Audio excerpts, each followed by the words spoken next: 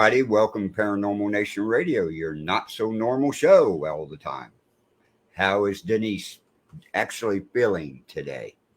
Well, better than I was on Sunday. Yeah. Not as good as I could be, but COVID is, we've all said it's not a joke, but, it's, I just feel like I've got the flu. I got a cough that's dry. Fever is coming and going. So I probably have one now, but luckily none of you can catch it from me on here.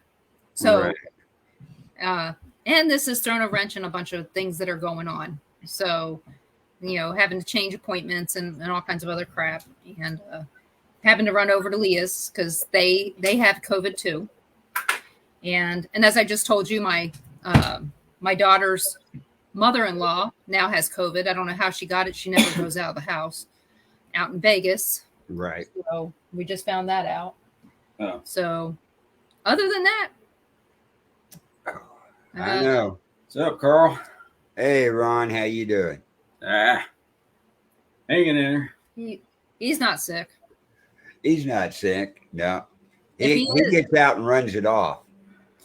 Yeah, it's quite possible his multivitamins and all that other stuff kicked in and he's not getting it. But we had Ruby here Saturday night. Yeah, he was burning up. I knew something was wrong. He kept squirming around and I had to run over to Leah's and get medicine because Sissy was sick. And it's like, shoot. So, but he's fine now. He's just not, he's got a sore throat. Right. So he's not wanting to eat and so that's why he's here right now. He just wanted to get away from sick Sissy. Right. So, but tonight I brought us a couple guests. Yeah, I see that. So, first guest is talking on you is Frank Bennett. You guys have had him on. We've had him on here before. He's a good friend, and right. I knew that if I couldn't talk a whole lot, he'd be a good one to help fill in. Yeah. So, and he knows that's true. See, you can see him in the green room. And my other guest, if you've ever watched any classic TV at all, the town that this guy lives in is where Mayberry was set up. So he's getting ready to write a ghost tour for Mount Pilot, which they talk about this place all the time in Andy Griffith and the Mayberry show. So I hope you guys will enjoy Dan Terry. He also did a tour down in Herman, Missouri, when he used to live there. He is a retired police officer, I believe, and a current police officer and former military. So welcome to both Dan and Frank. Yeah. Welcome, gentlemen, to the show. Okay, so what did I get wrong, Dan? Well, I'm a retired police chief out of Missouri, and I'm currently working for a sheriff's department part-time, just something to do. There you go. Is a busy dude. So where was you police chief in Missouri? A little town called New Haven. It's about an hour west of St. Louis along the Missouri River. Yeah, I know exactly where it's at. Oh, yeah. Cool. Yeah. I live in Gallatin, Missouri. I know the area, sure. Yeah. And of course, like I said, now he's in Mount Airy, South Carolina. North Carolina, sorry. Yeah. COVID brain. But, yep, so he moved out there to get away from it all. Wow. That's right. I pretty much done all the ghost stuff I could find around Missouri and Kansas, so it was time for me to head east. Except for he never investigated the Sally House. No, I was right outside of it, but I never went in, and that's why I wanted you to tell me about it. So that was incredible. The thing is, at one time it was incredible. Say again, sir? At one time it was incredible up there. Like I said, long story short, whatever happened on that day during the eclipse changed it forever.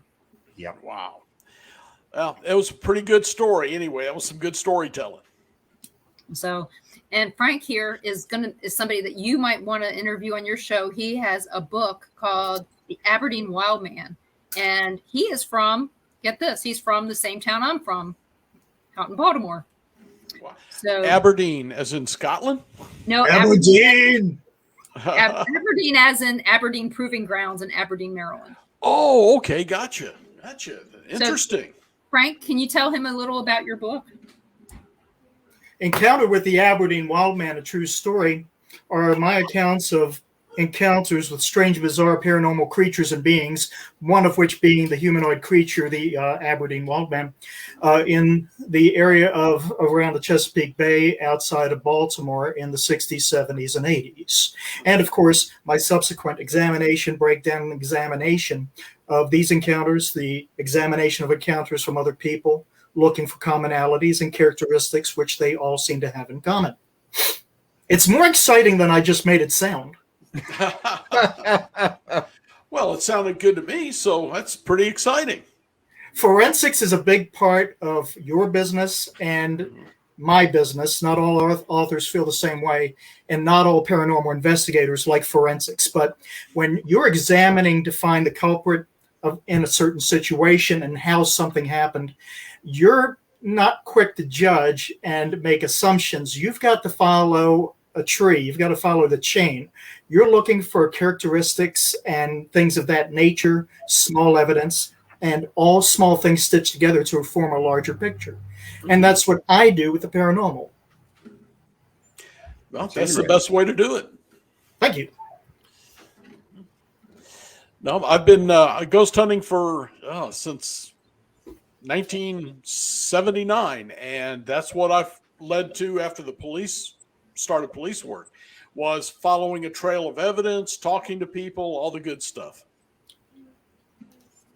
You must talk to the humans. You really must, because they have all the stories. And I got my sign out tomorrow. I travel down to Baltimore for another appearance at the Mid-Atlantic Nostalgia Con convention, which takes place Thursday through Saturday, with a whole bunch of other celebrities.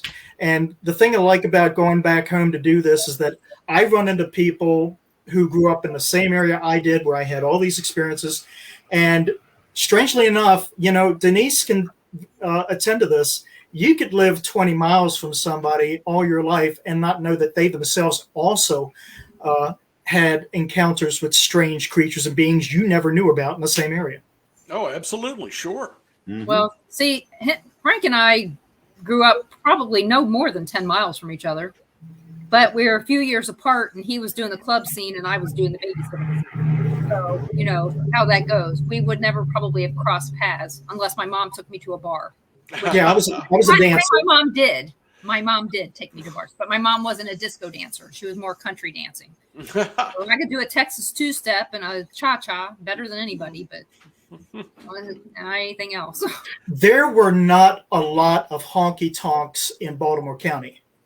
If you wanted to honky-tonk it, you got to head way out into Montgomery County, Carroll County, places like that, south of D.C. into Loudoun County and stuff like that to find your honky-tonks. My mom. I didn't start honky-tonking myself until I got to West Oh My God, Virginia in the 80s. That's the first time I started getting to the honky-tonks. Well, my mom would take me to the Club Snafu off of Back River Neck Road, which I'm not familiar with. You're right. A lot of people there apparently weren't familiar with it, except for their kids. Their kids were very familiar with it by being drug out of there because they didn't ID. Because I went in there with my mom when I was 12. And it was after 9 o'clock. And you know how the rules are there. After 9 o'clock, no kids under drinking age were allowed in the bars. Right. So, but yeah, as long as the people there didn't see you trying to drink or anything, a lot of them just kind of overlooked it. Yeah. Well, and that's how I made it into bars and clubs when I was 16. You know what's really bad though was we had bars in Maryland, and I don't know if they did this everywhere, but we had turkey shoots, and they would do the turkey shoot on the same place where they would do the Easter egg hunt. Okay, so one year, out on Back River Neck Road, which tells you something right there, the name of it, out near Turkey Point, there was a turkey shoot that day. Well, first we had to do the Easter egg hunt. Not all the kids got the eggs. Some kids saw one and they had to stop the turkey shoot to save the kid from getting shot. because you know you don't. I mean, how many places do you mix liquor and firearms? All of them. You It's know, not a good way to do it. no. And I mean, it was 10 o'clock in the morning. You'd hope that none of these people were drunk already, but my grandmother was. So why couldn't other people? So, see what I'm not sure. You could quote me on this if you want to, but I really think over the years the turkey shoots have been supplanted or replaced by the unarmed black male shoots. I'm kidding. Take a joke. Gee whiz, people, get a sense of humor. So, Oh. okay, we're gonna change the subject. Yeah. So, how did you get involved in the paranormal, Dan? Wow. You know, it started out back, gosh, it would have been about 72 when Kolchak, the Night Stalker, came on television with Darren McGavin, and he really got to the investigating. And, you know, back then there was only 2 ghost investigators on TV, and that was Kolchak and Scooby-Doo. And since I didn't have a psychedelic van, I followed him. And, man, when I got my driver's license, I started ghost hunting right then. All right. And what was your first experience?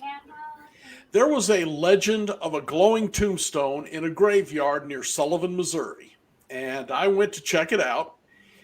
And sure enough, it was glowing. It was startled me for a little bit until I realized that it glowed every time a car came around a corner about a third of a mile, half a mile away. And this one stone was turned a different direction than all the others, and it was the only one catching the light.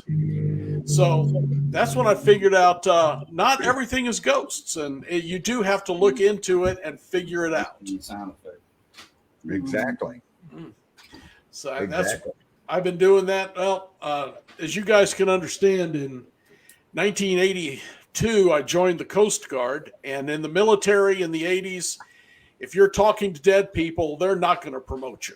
You'll be lucky if they don't Section 8 you right on out. Yeah. So I kept it secret. I became a cop when I came out in 86. And once ghost hunters come on television and brought it mainstream, I got right back into it. The job meant nothing except people would let me into their homes that wouldn't let other investigators in. Because credibility. I had a badge that was good enough for them. Yeah, and a good reputation in the area. I'd been a cop for quite a while. So there I am. Started investigating, started writing books, and I used that to pay for my hobby.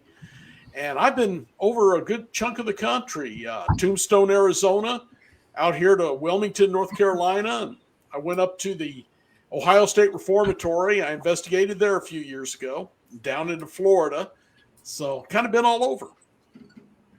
It's kind of like us. We've been all over the country doing things. We've been invited to Tombstone I don't know how many times. It's just a matter of when we headed that way, it was always family, you know. Yeah. And so I try to keep my family stuff family. Sure. We did take our granddaughter, though, to the Pioneer Saloon back in out Vegas in Good Springs. And she took over the place. They had a band, and she started tapping her toes and dancing, and she stole the show. She thought that we took her there so she could dance and be on everybody's camera.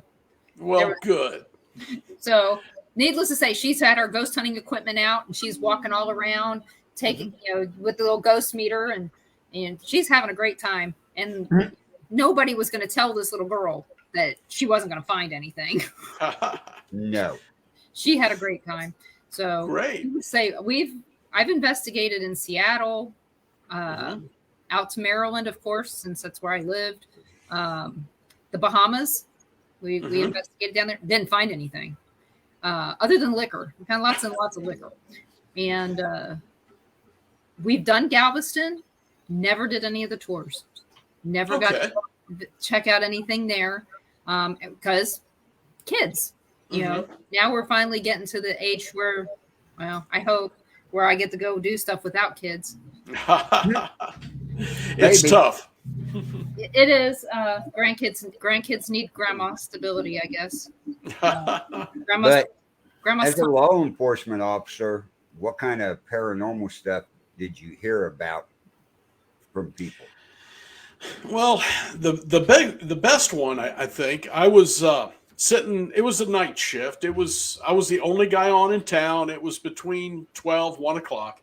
A guy comes in, and he worked for Chrysler, and they were on strike, so he was off. But he's used to working midnight shift, so he said he was just there to chat.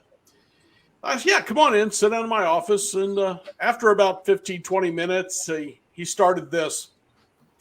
You know, I know you're not going to believe this. This is crazy, but I think there's a demon in my house. Now, you guys know, investigators understand that every time a movie comes out, there's a demon in everybody's house. Right. They all make that claim. Right. And so far in the years I've been doing this, I've never come across one. I knew about it. I'd read the books about it, but never come across one. So as he's telling me what's going on in his house, guys, it actually started sounding demonic. A little boy started out seeing a mist. Then the mist, over the course of a couple of weeks, coalesced into a cowboy wearing a duster. And then other spirits came in and started picking on the boy, but the one in the duster would run them off.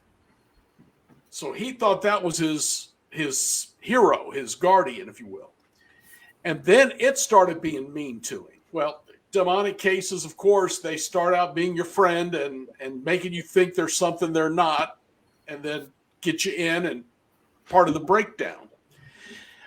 So he was telling me this, and then when they moved into the house, there were crucifixes on every wall in every room, which should have tipped them off there was something wrong. Then things started getting knocked off tables. Dogs were growling at nothing. It got progressively worse. It sounded like it could be. So I called some friends of mine who deal with that stuff at the time.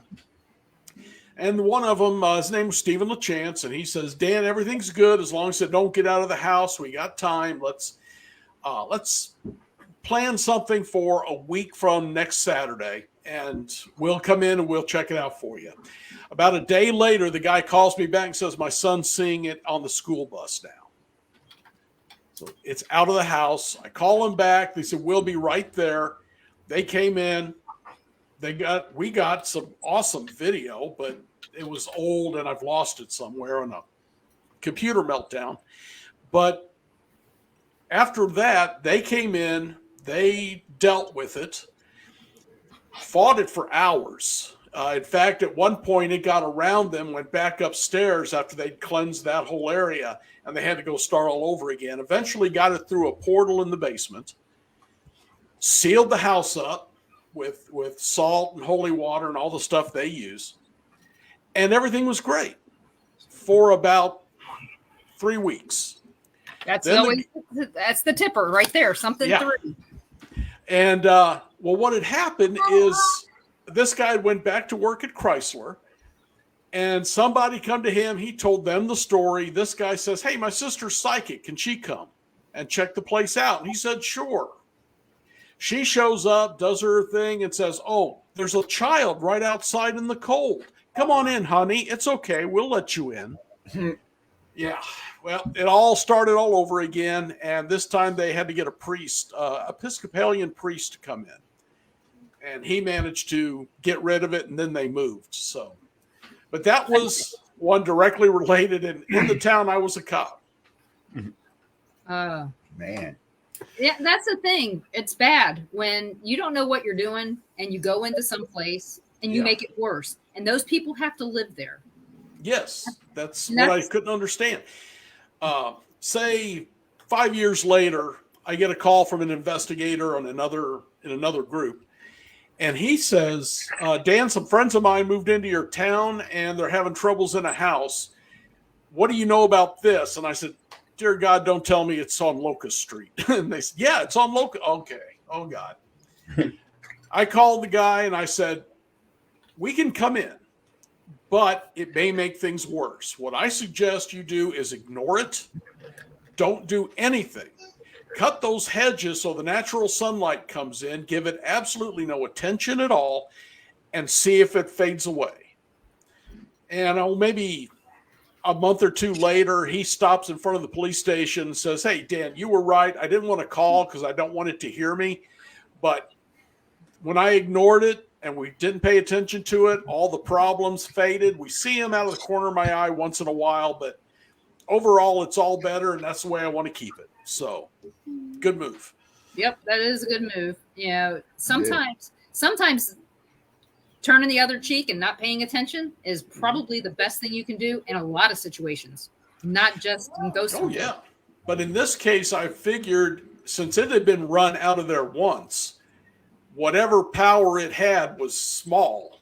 Don't give it attention. That gives it power. And if we'd have went in and started our stuff again, I think it would have gotten even more powerful. So it just struck me as easier to ignore it and let it stay weak and out of the way. It's the best way to do it. At that time it worked. So I've given others that advice too, but that is the only demonic case that I've dealt with. I have some stuff that Dan sent that we could talk about as well. Okay. So, and I accidentally added it to the screen without meaning to, but here's That's all right. here's the I first. gotta go change that in the settings because every time we add something, it automatically pops up. Oh, okay. While you're doing that, I will. Is that a family reunion or wedding? So That was a wedding at the John Bush Brewery in Washington, Missouri, which I had ghost hunted many, many times. I was there the night before. The fun part of that one is it was divided up into 3 separate venues that people would rent. And I was there with the owner the night before on a charity ghost hunt. And the lady who worked there come right up to me, the lady who managed that one, she rented it. And she said, "Whatever you bring, you take with you." Well, I wasn't too worried about it. They had a wedding reception the next day. And the day after that was Sunday. I was actually in Herman, Missouri, doing a ghost tour for a charity. And some folks sent me, I got that about 6 times from 6 different people, sent me that photo. It made the rounds. And when I got to talk to the bride, just before I wrote my last book about Haunted Washington, she said her grandmother's birthday was the day that she had her wedding. She set it up that way, even though Grandma had passed. So I think Grandma showed up for the wedding dressed appropriately. That was my guess. Did anyone recognize her? No, but when you get up close to it, the face is more skull-like. Now, the lady did tell me, because I said, "What did your grandmother look like?" She said she was a small, thin, dark-haired woman. Yeah. So, but yeah, you couldn't get enough detail on the face for her to say that But was still, Grandma. the hair and the body, I Mm-hmm. think somebody might recognize it. Well, she believed it was her grandmother once I pointed that out to her. So, and there hadn't been any deaths related to weddings or anything like that there. Not that that means a lot, Now, but who took the picture? one of the bridesmaids took it, and she's the first one to send it to me. And then a bunch of others sent it to me also. But she took it right there that night. And then when she went over her camera, her phone the next day, she found it. Oh, yeah. And I bet she wasn't happy when she found it. The bride was a little upset. The girl who took the picture was just astounded. She couldn't wait to share it. That's how I ended up with it 4 or 5 times. She shared it with everybody. She'd been on my tours and such. That's why she sent it to me. Mm-hmm. Oh, yeah. If they catch something like that, yeah. Mm-hmm. So that was a rare one. I'm trying to get the video, one of the videos to come up. Maybe. Okay, it's coming. Okay, one of those, I sent you 2 from Holton, Kansas. Right. Let me make this. I'm looking at the ghost hunt undisclosed location, Herman, Missouri. Okay, that one is actually at the Herman Police Station. So let me share this. Used to be an old folks home. Go ahead. Okay, so you guys ready to play? Yeah.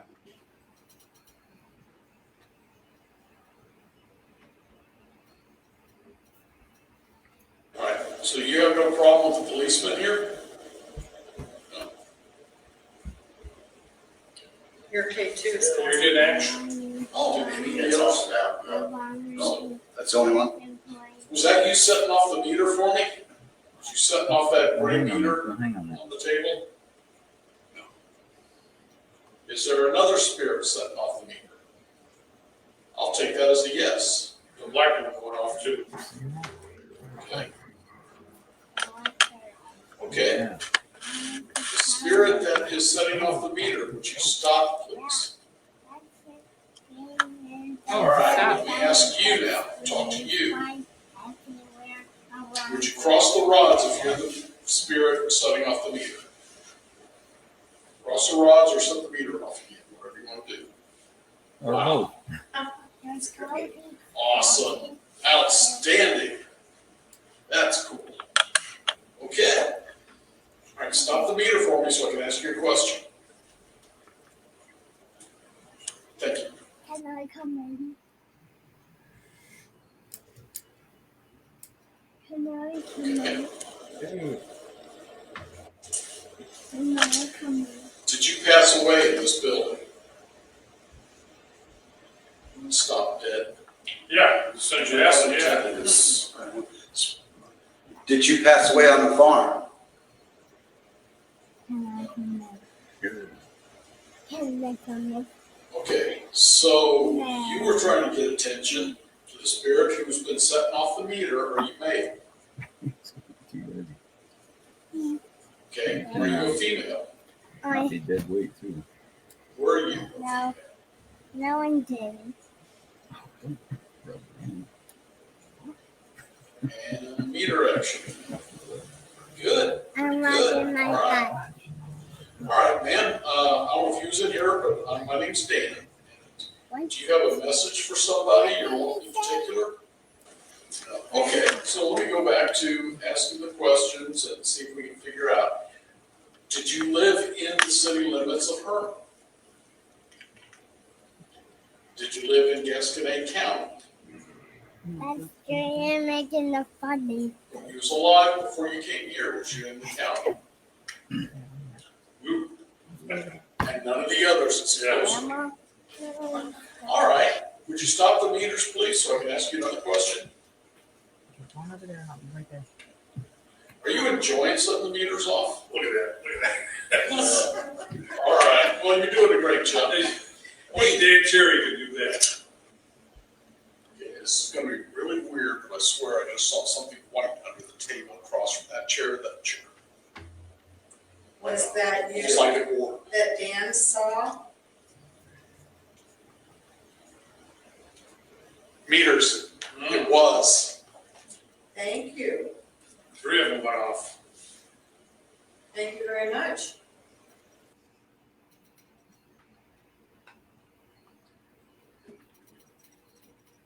Okay, is that it? That's it for that one, yeah. So I was talking to one spirit there, and he was very, very weak. And another one come in who was incredibly strong and really demanded to speak, just wanted to take it over. So as you saw, it was strong enough it would set off all, several of the meters and the rods at the same time. Well, that answers Gary's question. Do you use dowsing rods? Yeah. And how do you feel about dowsing rods? Years ago, when I was the assistant chief in New Haven, a young lady was killed, and her parents was trying to get enough money for a scholarship in her name. So I had them auction off 6 sets of tickets for the brewery, which is where that ghost picture I originally showed came from. And I only had one K2 meter and one old Elf Zone meter, but I had 6 pair of people. So I got dowsing rods to give them something to do. I'd seen them worked, but I didn't believe in them. And that night convinced all of us, including a ghost team out of St. Charles, that this was real. Those rods worked so well. Oh, yeah. I've been using them ever since. They are my tool of choice. Well, that'll make Gary happy when he hears that. We use them all the time, especially at Yeah. our cemetery. Oh yeah. You find graves, you can all kinds of stuff. And there's different ways of communicating with spirits with them. You can Right. ask different questions. You can make them count off how many spirits are there And in yes, your cross. we've got gotten their ages by starting out with between 10 and 20 or whatever. And dates Or of when birth. they passed away, you started Yes. a time frame and go back and forth. And I've been able to get their age from walking the gravesite, Mhm. just by when they Mhm. cross, But, Right. But I'm going to let them talk for a minute. I got somebody who pooped. Damn it, Ron! I told you to have that looked at. I know. Need my diaper changed.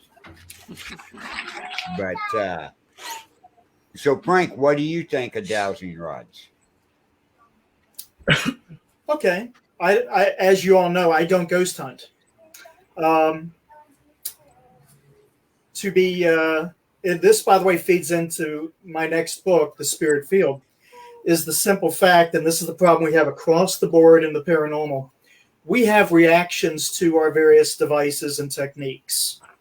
We cannot measure them because we have no technology that understands the paranormal. Right. So if your dowsing rods show movement, you don't know the source of the movement. You don't know what's affecting it. And you can't say with certainty how it's being affected. If it seems to attenuate according to questioning that, or a line of questioning you use, it could seriously just be happenstance. Fact is, you just simply don't know what's causing the rods to move. My opinion. Well, I will agree. I don't know if it's the spirit it's claiming to be or not, but I do believe it is spirit activity moving them. It's nothing I'm doing because of the way we hold them. Right. And a lot of my videos will show, and I don't know if I've sent any more or not, but I've got a bunch of them. The K2 meter and the rods going off at the same time. So you have two different forms of proof that there's something there. And again, I agree with you completely. He could be telling me he's Jesse James the outlaw, and he's actually little Junior over here who wanted to be an outlaw when he died. I don't know. But we can't tell for sure on right any of the equipment. You can't tell for Oh, sure who it is, who's talking, or what's going on. But if I may balance this, because you can't do this without playing devil's advocate and seeing both sides. From scripture, I can tell you thoroughly with fact that there are instances plenty where spirits may assume a physical manifestation, a physical presence, which for all intent and purposes is real as you and I, and they can move physical objects and affect our surroundings. That's evident from scripture. Yeah, and that's evidence that we've all seen. Well, most of us seen in paranormal. Yeah. It's, full apparition and everything, or stuff go flying across the room. I mean, And our blind side is we have no technology that can detect or understand what paranormal energy is and the various fields within it. We have no technology for it. And it's, you wonder, you see spirits that pick stuff up and throw it across the room, or move an object without you knowing about it and stuff. But other spirits, I don't know, they don't have the energy to do it or what. It just seems like a certain group of them can do it.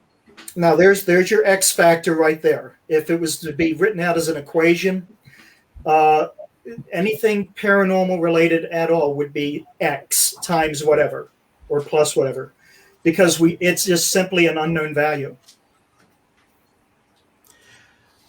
Now you can sit down in the aftermath of an event, like for example, a set of chairs being stacked up. You can sit down and do the mathematics and figure out, how much force needed to be applied in such small space of time to stack those chairs. Yeah, but how to apply that to the X factor, which is the paranormal field.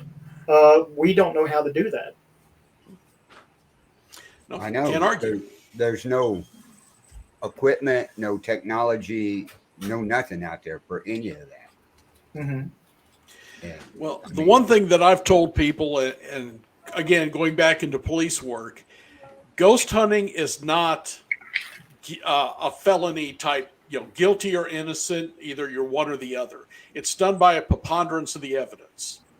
And that's why I say a place is haunted when I get this, or this, and this, however What you he's want to say saying. it. By the way, I need your opinion because I watch shows. My wife and I watch programs like Paranormal Caught on Camera, and when they're showing evidence, people getting into a building or whatever, they call them urban explorers. I usually ask the TV, "Don't you mean trespassers?" Yeah. That's the first thing I go with. yeah. Yes, I agree completely. I've always wondered about that. And I can't believe that they're putting this stuff on TV. Yeah, most of those Stuff. half of them are Yeah. are junk, Yeah. are stuff that people made up and And I set up. And I can't believe that none of these people call it out. No, not The at all. evidence is outstanding, by the way. By a hook, line, and sinker. Yeah. And And these are supposed to be people that are high up Experts, in the yeah, right. paranormal community. Right. and you look at the shows, all of them do the same thing. Mm-hmm. Yeah. They'll show something, then they go back and show it and go, listen. And then as they say, listen, the words come across the screen, what they heard. Yes. Right. They don't give you time enough to, Right. okay, what do I hear? Right. Or they Yeah. play music in stupid places. Yeah. Paranormal investigation. They should not be playing music or white noise or anything in the background. It should be exactly how we do it with no extra shit. That reminds me of that story Denise told a while ago about in a crowded room. She looked across the room and there was a spirit there, but she was the only one who could see it. Mhm. And the paranormal and all things that happen within it are targeted and they're tailored to you. Not everybody is allowed to enjoy the show. Right. Sometimes. Yeah. Oh, Oh, that's that involves both seeing and hearing, incidentally. Mhm. Some folks will hear an EVP and the person next to you go, huh? I don't ever hear them, which is weird. I don't really hear them. If I do, I mean, there's one that I heard on You TV. see 'em? No, I don't hear EVPs Oh. usually. but you hear Oh, no, spirits, you don't. but you hear spirits I hear the talking. spirits. Yeah. Right. But it's Yeah, but weird. EVPs and even pictures, she doesn't see what's in the picture. I know. Believe me, I know. Yeah. It's weird. Yeah, I know. But if I see something in a picture, I'm going to tell you what I see, and it may not be what you see. If it's a good picture, I actually enjoy it. But if it's, if I really got to strain and go, well, that could be an arm there, and Yeah. Right. Yeah. So- Or the But I folks that bring you a picture of mist. oh God. Yeah. See, Yeah. look at that. You can see the eye up here. No, Yeah. actually, I see cigarette smoke. So, Well, it's just like Hey. people taking pictures of my garage and saying, "Hey, there's a face in your, on your garage," and I'm like, "No, it's leaves." yeah. We got trees in the sun, and it is what it is. Speaking of pictures, I got to share a little story with you guys. There was, when I was about, I don't know, 8, 9 years old, went to a really big church. I mean, it was huge. And at the end of the sermon, there was kind of a big commotion in the back of the church. And then you see everybody kind of gathering around. It's like, what is going on? When we waited our time and got up to the front, this 2 ladies had went to a funeral. They had lost somebody that they knew. And back then, the only cameras were, the Polaroids. You couldn't fake anything like you can now. Mhm. So anyway, they get up there and they said they're at the funeral. And I thought it was really weird. I guess back then people would take their cameras and that and take pictures of the casket and everybody in it. Yeah, I know. I thought that was really weird, but My family does. Tasteless. Tasteless. Thank you. No, my family does that because we can't no, all be at the I funeral. thought it was strange as hell myself, but I thought, okay, well, why would you do that in the first place? But anyway, they did. Anyway, they're just taking pictures of the people there in the casket and everything else. Well, the one lady said, I want to take some pictures. Well, she had the strap around her neck. So she took the strap around her neck and handed the camera to her friend. She thought she had it, but she didn't. It slipped out of her hand. It hit the ground, snapped the picture. It shot straight. I mean, they were in front of the casket. It hit, snapped the picture straight above the casket at an angle. The picture they got, well, when they got them developed and everything. You mean when they developed? Well, when they developed, yeah. Well, they were just kind of going through. They were just taking pictures and just kind of put them off to the side until they, did develop. What they saw was you could see the top of the casket, and there is a man standing with his arms that looked like Jesus, with his arms out, the beard, long hair. I've also there's been, I don't know if you guys have heard, there's been some people that have passed away and then they came back to life. They said they talked to Jesus. Well, they can go into detail, and they actually had sketch artists draw what they saw. It's the people that they got these pictures, right? The ones that they match up exactly with what these other people saw. Okay, this picture I saw matches that exact picture. I mean, it scared the crap out of me. When I saw that, I'm like, oh my gosh. Guess who wanted to be saved? I'm going to church. A little more enthusiasm from here on out. This is real. Which I believed it before, but that was just by total accident. Yeah, just like that picture you got. A lot of the pictures you get are by total accident. Right. It's when you plan on taking them that they don't seem to have anything in them. When you're taking pictures at a haunted location, you get back and go, well, this was a waste of time. Yeah. Most of it is. And then 6 months later, go look at those same pictures, and guess what? You'll find something. You'll find something in it. Every time. Or if you find something real good in a picture on your camera, you go, okay, I'll get all that downloaded. You download it, and guess what? Computer it's crashes. not in it. Yeah. Well, in my case, the computer would crash, but that's what it is. So, the thing is that picture, there's no way that you could fake it at all. I mean, there's just no way you could have. Not back in the 70s. No. Right. No. But we got Gary's question. We need to get that asked because that goes along with the question I have. Yeah, that's what I kind of think it is. It's Gary goes, Frank, what is the chance that the rods give us a connection because we were made from dust of the ground, and that is where metal comes from? Complicated. That is a very complicated question, and a very nice one, because you're delving into the elemental forces of spiritual existence. And going far back in the earliest parts of civilization, they maintained that because we were formed from the dust of the earth, that means that the earth is not just our mother, but we have an inseparable connection to the earth, to the ground itself. And going back to my discussion about the X factor, how the paranormal chooses to use that, manipulate that, to manipulate us in situations, it's still an X factor. We cannot measure it. No, we can't. But it makes sense, especially with dowsing rods. If you hold them, they work. If you make a holder and put them in and ask questions, it doesn't work. Happens. Well, if I may, this is going to be both a criticism and an entertaining observation. But there's a show it's in its fourth episode called Ghosts of Devil's Perch or something like that. Just a heads up. Katie Stafford is a good friend of ours.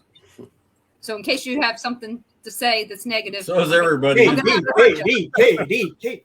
But for one, it's held in beautiful Butte, Montana, which, me and some friends of mine used to call that the Hell of Guy Hall of Fame. If you're a hell of a guy, that's your Hall of Fame, Butte, Montana. But the entire town rests on what used to be copper mines. Right. Right. And they're marching around talking about, wow, this entire area is just one gigantic conductor.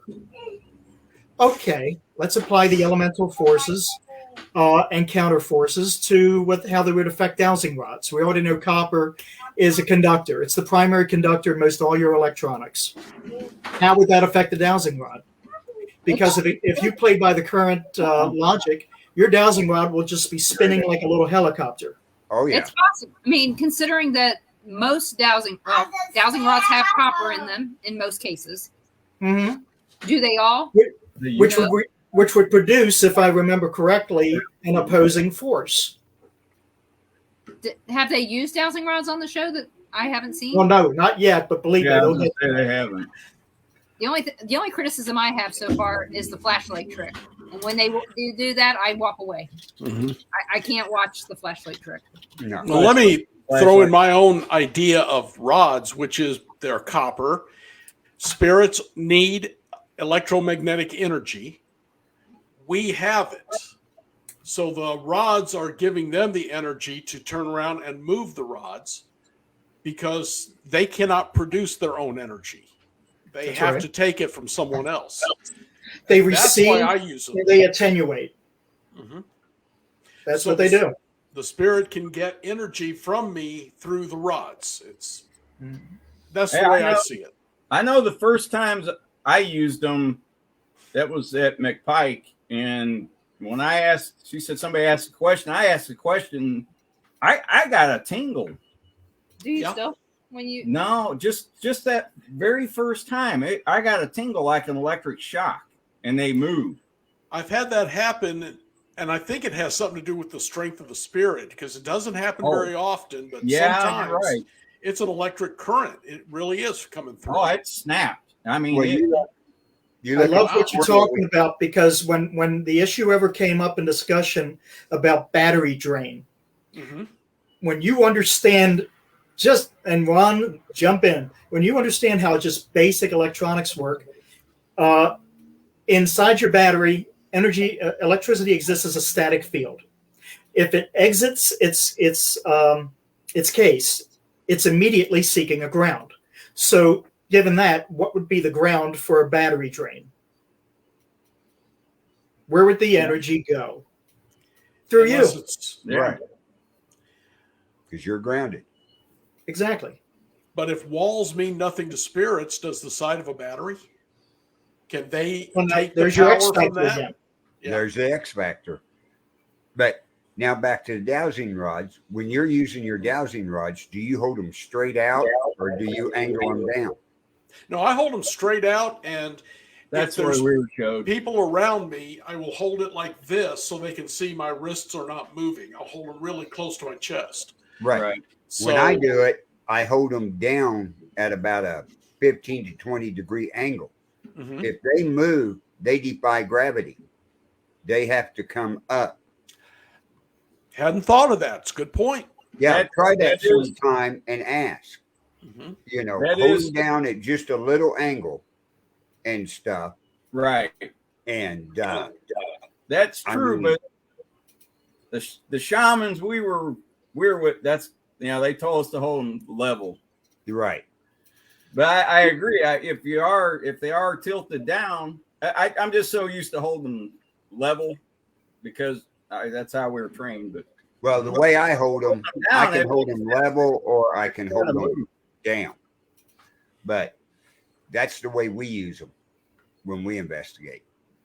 Yep. Yeah, it's got to actually, go up. Yeah, because they have to, when they cross, they come upward. And that's just defying gravity at 100%. I may have to try that. That sounds interesting. Yeah, try that and let me know. All right. Just contact us on the Bill of Rights Network where what we do. But I really have to throw in here that to balance the conversation for myself personally, dowsing rods have a place. I really think it's more about the user than the implement. I think it's more about the person who uses it that gives it its. It could be Right. that too, because I've seen it work for some people and other people not at all. Yeah. yeah, Now, see, disclaimer: not everybody who uses one is going to get a tingle like Ron did. Don't go out buying these things thinking you're going to get a tingle. Yep. no. Mhm. I've Yeah, we had actually people sat them hold in them the ground and they won't got move at all.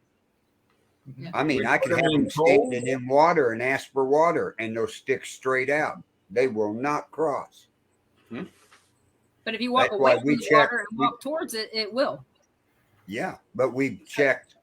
You take dowsing rods and ask if the person, if it'll work for them, and walk up to them. If they don't cross, they don't have a positive energy in their body. So one of the things that we've done with dowsing rods and pendulums, okay?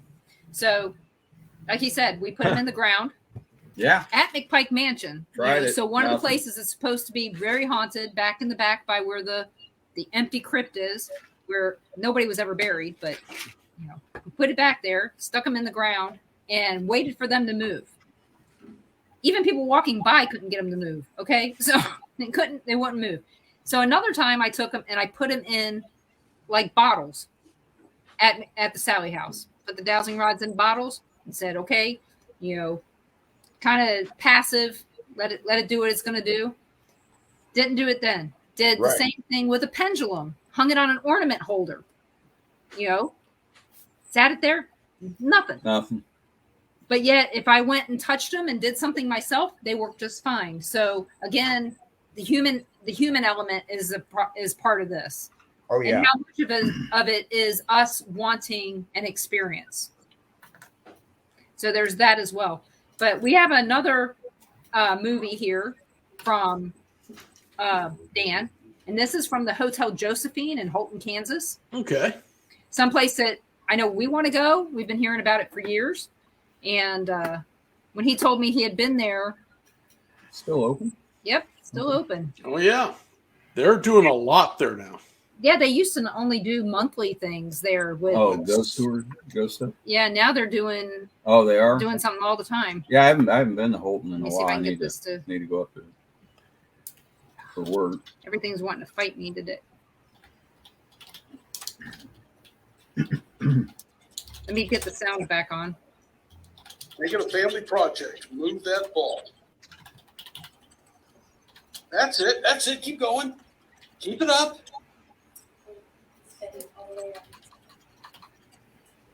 Keep going. That's look at that. Look at that. They are trying so hard. Keep going. All red. Keep going. Family effort. Come on, you can do it. You can do Family it. effort. Come on. Push the ball.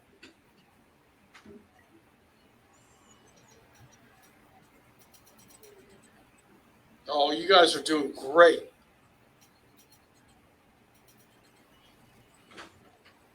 Okay. All right. Stop and rest for a minute. You can stop and rest for a minute if you need to. Oh, that's a cool. Just like You like clowns, right? Yeah, I like shrimp.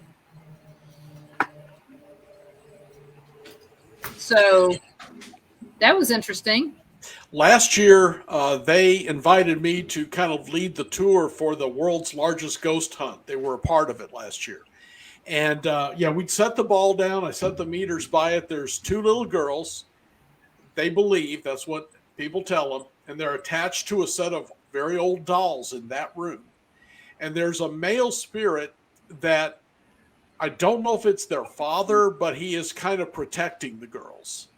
And he will actually get between us and the girls there. Well, when I asked them to kick the ball all at once, and I actually counted down 1, 2, 3, do it, and the meters went crazy. And to me, that's part. There's two different things that happened. First, the meters did go off, but they did it on request. And then when I said, all right, stop, the meter stopped immediately. So that was my idea that there was something there. So my question is related to the meters. Mm-hmm. What is under the ground there? Is there quartz? Is there something that's making those meters go off? Wiring or any of that? No, I just that question room, it. That particular room had no electricity in it at all, under it anywhere. What my point is like I said, preponderance of the evidence. If there was power under there, it shouldn't have done it when I counted it off. it would have done it. Just random flashes. I don't think much of. I'm with you on that. Right. But when you count it down and they do it, and then stop on request. The last video you showed, I said, all right, stop the meter so I can ask you a question. And the meters would stop and then start again. That goes beyond just passing electricity. I was out on a bridge once, and this guy says, well, the reason the meter's going off, and I was asking questions and the meters were going off, is there's a Missouri River down this way, and ships going by talk on their radio, and it's coming up the bank. So he's saying it's RF. That's what he was saying. My problem is ships go up that river in the summer, maybe once in June and maybe once in September.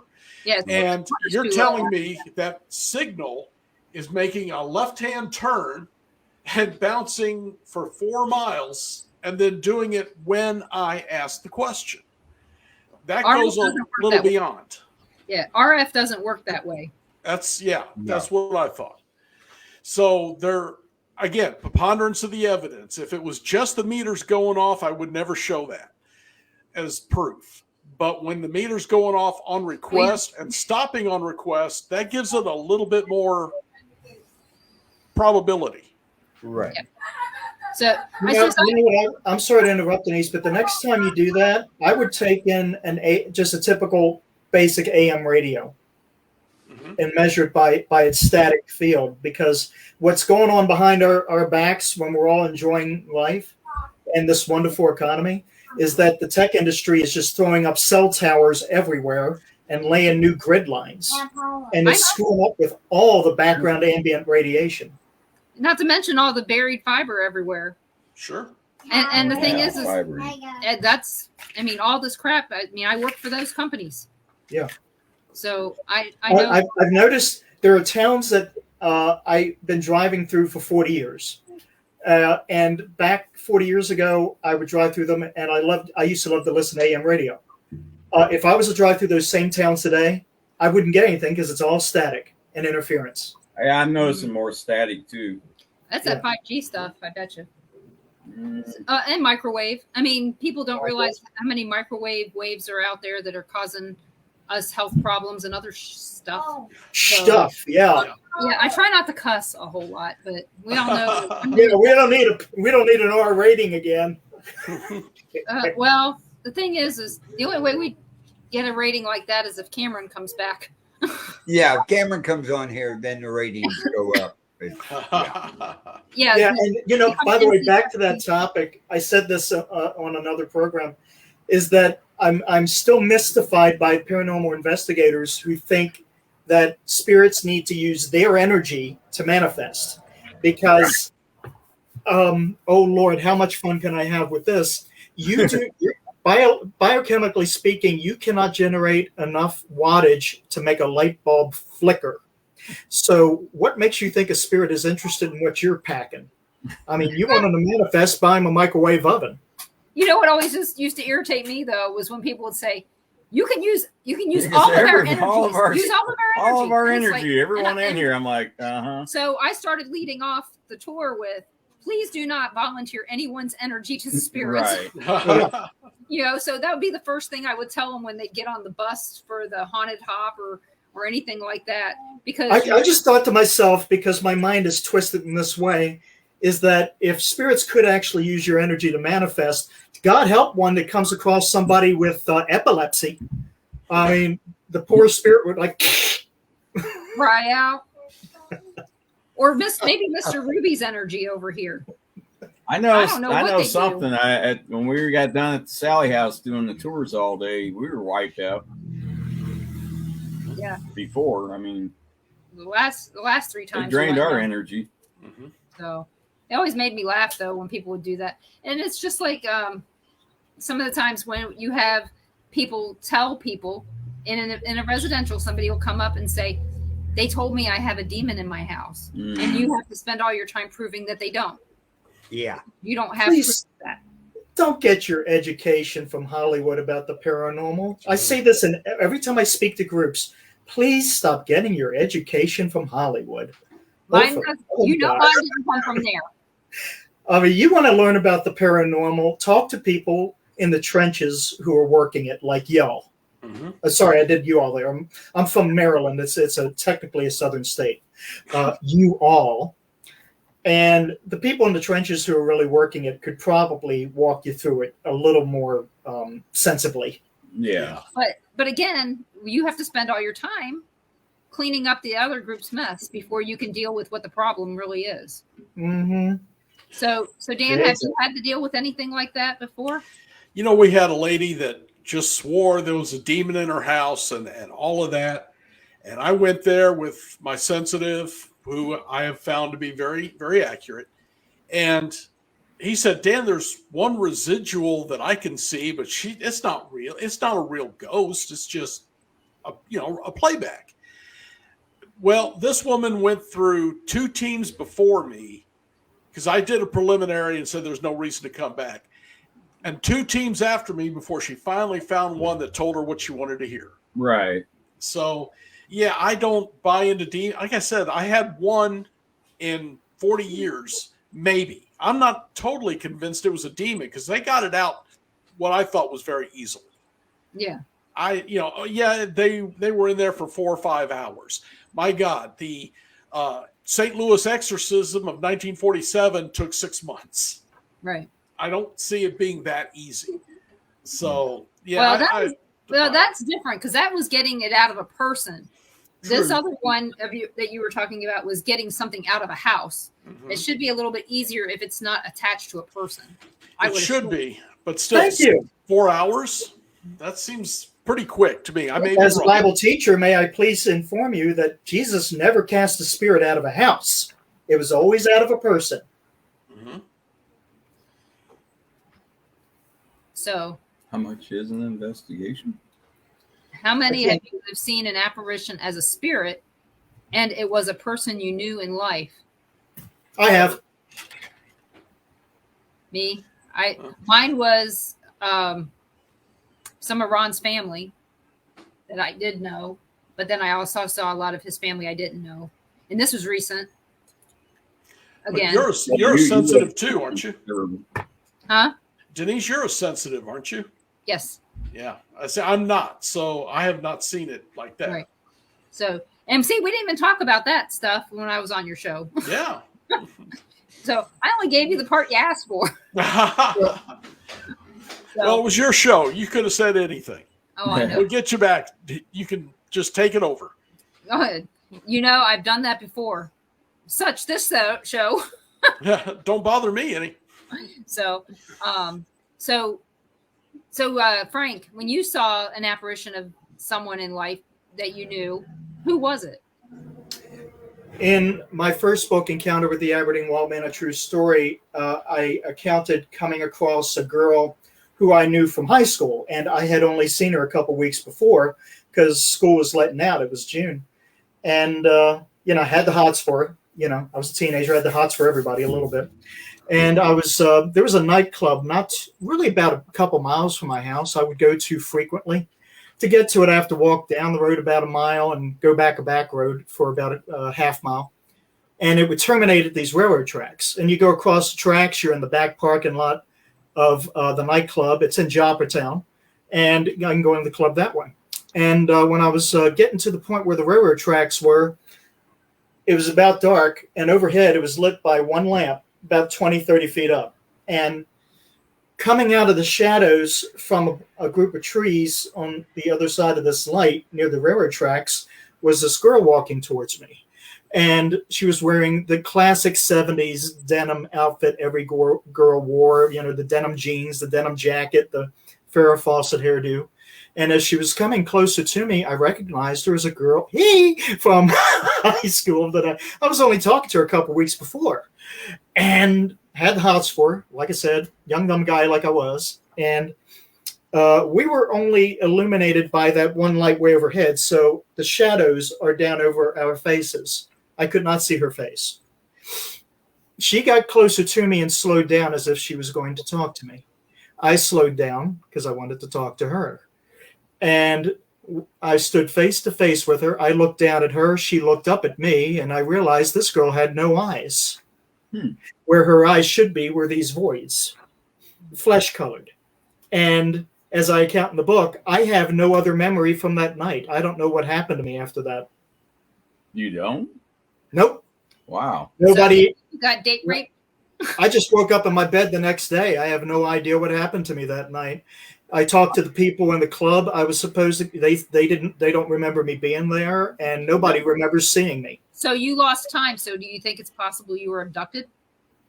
I can only hope so because she was hot. So you were hoping for a probing. I was hoping for mutual probing, but you see, I was a young, dumb teenager guy.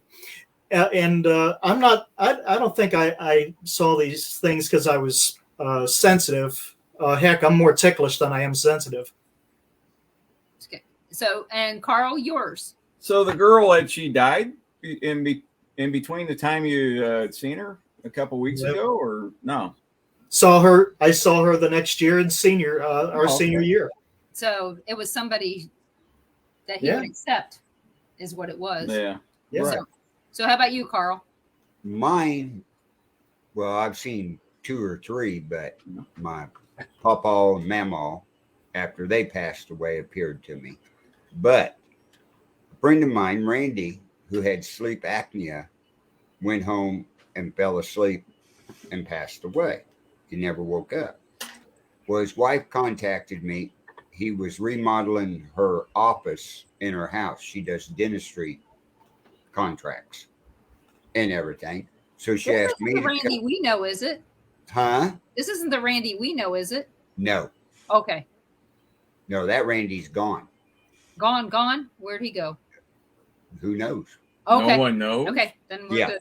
Anyway, I go down and we go get all the stuff that we need to do this room. I'm in there putting a laminate floor down, and it's about noontime. So she's going to run up to the restaurant and grab us something to eat and everything. While she's gone, I'm sitting there down there putting on the floor, and I turn. Here is Randy standing just like I knew him. Blue jeans, white t-shirt, ball cap, redneck from hell type person, right? Was standing there. And I mean, it seemed like a long time, but it was only maybe 5-10 seconds at the most. And he waved at me, and then it just vanished completely. But So he was in full color. So did he vanish slowly or quickly? Poof. Okay. I mean, I'm sitting there looking, and he waved, and there's nothing there. So, boom, done. Yeah. So, he was letting me know it was okay. I was down there doing it. So is the way I took it. I refer to those as angelic visitations. But it's not actually him there, but just as you find in the book of Genesis, chapters 18 and 20, is that when the two angels came to Abraham, or as it was called, Abram at the time, they had the visage on their faces of the living God. It were not their faces. So an angelic presence would be sent to you with the visage of a loved one you've lost, just to let you know everything's okay. Yeah. Yeah. That's the way I took it. I've never had, we'll put it this way, I've never seen an evil apparition. And I say evil can be in any form there is. It doesn't have to be demonic. It doesn't have to be Satan.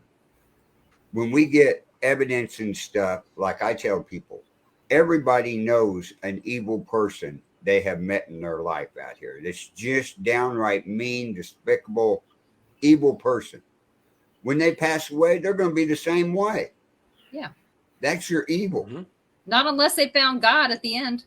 Yeah. It's very rare if they're that bad of a person that they do. I mean, I've had places where I lived at that people passed away in and found out more about them. They were ones that played practical jokes on their family all the time. We had one in an apartment. We lived in Hamilton.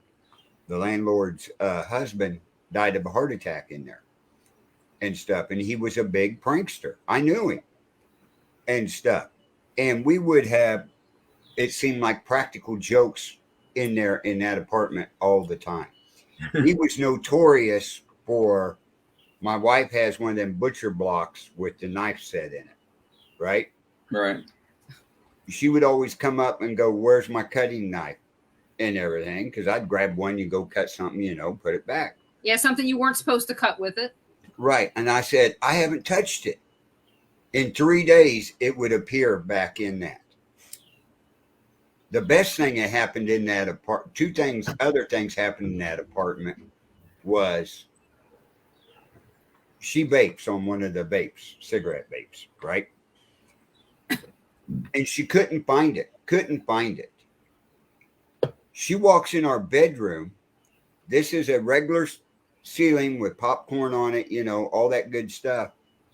This e-cigarette came falling out of the ceiling onto the bed. The second time, we was getting ready to go to church, and we had our granddaughter there, and my wife knocked her e-vape over in this oversized chair. I mean, it swallowed the e-vape immediately. So I'm sitting there. I took his chair completely apart, took the bottom stuff off of it in every crack. Couldn't find it. Could not find it. I said, okay, no problem. We'll get you another one. Went to church, came home. We looked all over for it, couldn't. Got up the next morning. She had a footstool in front of her where she does her coloring with her pencils and stuff like that. She keeps the pencils in a bag. That e-vape was in that bag. And Cassidy witnessed that one. Yeah. So, I mean, that apartment was strange all the time. Okay, so now we're going to go on to our next question. And this one is from Vernon. And he asks, do you charge for investigations, Dan? Absolutely not. And anybody who does, I say, is one to get away from. Yeah. No, I agree. Nobody I have ever worked with charges for that. This Right. is a service. And now I will take that and write a book about it or a magazine article or whatever. But no, absolutely never have I charged. And No. And I wouldn't be friends with anyone who would. Right. I don't see how you could, because this is not, you cannot guarantee any result. Yeah. And, all you can say is, oh, we'll keep coming back. Sure. And it's like, I don't want the repairman here every week. So if you're not going to do it right, don't do it. So. Well, there was a case over on the coast several years ago where the lady hired a team to come in with her ghost or, her problems and paid them. They told her it's attached to something here. We need to take all these antiques and go bury them on holy ground. So they took her for $500 and every antique she had in the house. Oh my gosh. Oh, what? Hey, Vernon. Sale. Where are you at, Vernon? Where are you located? maybe we can get somebody out to help you. Right. Or at least somebody to interview you to see who can help. So. But yeah, there's a lot of that going on. Part of the country is in. Yeah. But I'm like you. If they're charging, don't get them near your house. Louisiana. Hey, Carl, maybe we can get Vernon to what's his name down there in Louisiana. Oh, you know who I'm talking about. I've been on his show. So have you. Who's in Louisiana from Things Network or from Phoenix? Used to be on Things Network. Yeah. And Howard. now Howard. Yeah. Maybe Petrie. Yeah. Vernon, please contact Howard Petrie. I'll type his name in here because he's in Louisiana. Yeah, he's over by New Orleans. The inventor of the Petri dish. Well, he's actually got a show called The Petri Dish. Yeah. So there you go. Contact him. Tell him that we sent you. And yeah, if he has any questions about why we sent him to you, we'll tell him why. If not, he can somebody around that area because there's a lot of them down there. Yep. So I'd much rather send you to somebody that I trust as opposed to somebody I don't know. Right. Yeah, that's what I do when I'm at live events and I'm confronted with people who have extreme psychic abilities and they have no control over it. They're being harassed horribly. As I kick them to people I know who have worked in this business a long time who can guide them along, because I'm not equipped to do so. Right, because we got a lot of people out there that can't turn it off. And we had actually a thing happen at the family reunion. Ron's cousin's grandkid, she has mediumship abilities, and she's been trying to turn it off because it scares her. Well, we took them all to Malvern Manor. Okay. Not what you do at a normal family reunion. You just don't go to Malvern Manor. So I take them all to Malvern Manor for a tour.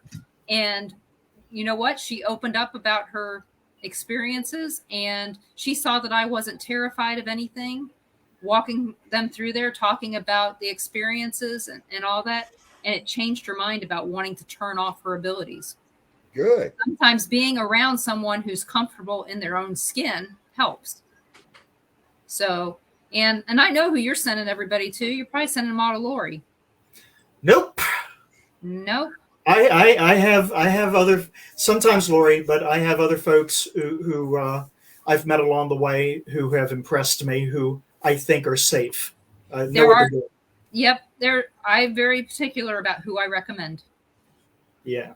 I call myself I am a medium matchmaker. I can match the right medium to the right person's needs based on what I think they need to hear. So, like Vanessa Hogel, you know who I'm sending people to if they need to hear it straight from the horse's mouth. Yep. And not candy coated at all. That's why I named her the effing medium. And she sticks by that name. I hope you guys know that. So someone saying my spirit in me. Is it awakening? Huh. So someone said that to you, Jane. I think that they're right about the veil being thinner in some cases. What are your thoughts on that, Dan? Yeah, I have to agree. There's times when there's just a lot more activity, even for me, and I'm sure you all too. Things just, I don't know, right atmosphere or whatever, but you see it and deal with it a lot more than others. Well, one year, about 2008 or 9, every group I knew was busy through Christmas, and usually it tapers off after October, but it was just a wild year that year. There's some years like that, and other years it's kind of like it's died down. Mm-hmm. So yeah, I'd say something happens. I don't know if it's a weather or position of the stars or sun. I don't understand any of that, but something happens. Do you think that one time of year is more that you have more haunted activity than others? No, I couldn't say that. I encountered the Aberdeen wild man in the marshes outside of the Gunpowder Falls, out on the bay, dead of frickin' winter, February of 1980, and it was the coldest dang day of the year. Beautiful, bright, sunny day where you can obviously freeze to death. And if there was ever an antithesis to a haunting condition, that would be it. Wasn't that the year that we had that horrible snow that was like 3 feet? We had a blizzard in June. Among many. Yeah. Because I remember. Well, like I said in the book, the winter of 77 was worse. Yeah, I remember the winter of 77. I was, let's see. That was when the Chesapeake Bay actually froze over from point to point. Right. And we had cars out driving on the bay. Mm-hmm. Like I said, I was 12. I remember cars out there. I mean, we even have pictures in our school yearbook of one of the cars going through the ice because it was somebody I went to school with. We had fires on the ice, all kinds of stuff. It was, because I lived in Middle River at the time, Hawthorne area. So we could just walk out and walk across Middle River to wherever we wanted to go. It was great if you wanted to get drunk and get back home without your mom knowing. Entities and spirit entities, they don't punch a clock. They exist outside of our time. So where you see in Scripture a day with the Lord is as 1,000. One day is as 1,000 years, and 1,000 years is one day. Applies to them as well. They exist outside of our time. They actually have to enter our time in order to do anything. So they don't need a date. They don't need a time or an occasion. They just need an opportunity and the desire. Well, that's just like when you go investigating. It doesn't have to be dark. No. That's right. I'm sorry. A lot of your teams will go, oh, that's the only time you get activity. No. Activity is 24 hours a day. Spirits don't sleep. That's right. Yeah, time actually, and if I may as a Bible teacher, time does not actually begin until the book of Genesis chapter 3 when sin enters into the world. That's when time actually starts. And man and all living things can understand degradation and death. That's how you define time. And so the spirits, both spirits and living things existed outside of time up until that point. Thank you, Eve. But because I really wish the time didn't go so fast. Anytime. But well, the great poet Steve Miller once said, time just keeps on slipping into the future. Yep. So one of the things that I've got to say is I know spiritually or spirit-wise, we seem to have more activity around Christmas. Really? Familial activity. Around our house? Yeah, around our house, when we go to your parents, when we go to your mom's or whatever, it's because those family members are wanting to come out and hang out with us. Exactly. It could be that Christmas is also a spiritual occasion. Right. Mm-hmm. And more people are in what you would call the holiday spirit. And even the dead are. Mm-hmm. So you see, and that's kind of what that's the point I was trying to really emphasize in the book, is that all of us have a spirit, but it's as foreign to you as the man on the moon.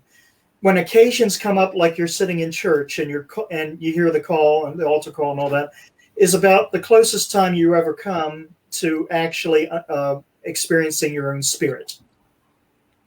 See you, Susan. Mike. But you see, to the spirit world, because you have a spirit, they understand everything about you. Everything. So we have another question here from Barbara. She says, does Halloween have anything to do with the activity of spirits? Is it more evil than good? We all have an opinion. I'm going to let Dan go first on your opinion. No, I don't think there's anything wrong with Halloween at all. It's a fun time. And I don't think there's more spirits around in October specifically, but people's senses are more attuned. They're more wanting to see something. So, yeah. More stuff happens only because more people are looking for it. They're paying more attention. Exactly. But no, Halloween's just fun times as far as I'm concerned. How about you, Frank? They call it. When you were shut down with COVID, look how many more paranormal things started coming out from people. People were home. Yeah. Mm-hmm. And more people got more familiar with their mortality, which tends to bring you closer to the spiritual, I think. Right.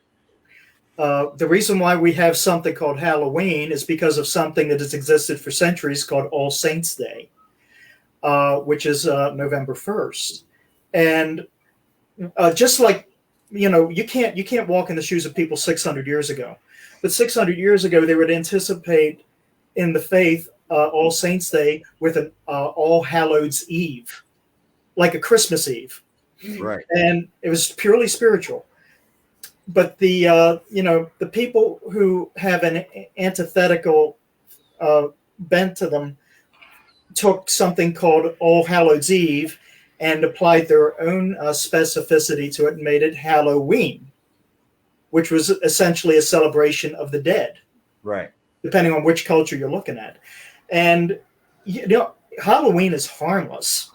I mean, I love Halloween. It's harmless. But if you're looking at it as an occasion to, whip out the Ouija and, draw the circles and light the fires and, kick up the spirits, that's your deal. You could do it with Christmas if you wanted to. Well, you can do it any day of the year. It's another day of the year. Or pick yourself a solstice to go from. You know, got December 21st and June 21st. You can do them then. Well, if you go into the Nordic nations in Europe and Russia and all that, the winter solstice is a religious holiday. It's celebrated with all kinds of religious fervor, just as their ancestors did hundreds of years ago. Mm-hmm. I know I know it's a big deal in the UK, you know, the solstice, but why don't we make a big deal out of the solstice here? Because we hate winter. We hate winter. That ain't no lie. It gets cold.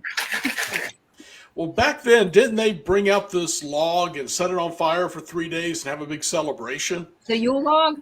Yeah, and here in this country, we all live very separate, and we all had work to do. You know, we had to get the cows fed, get the milk brought in, and all that. We just didn't have time for that. Yeah, we were too busy having to figure out what the American dream was going to be. Which has made people more and more distant from the understanding of their own mortality and their spirit and things like that. You get caught up in the flow of things. You're not paying attention to the fact you could die in 5 minutes. So, and Barbara, my opinion on Halloween, no, it has nothing at all to do with the spirits.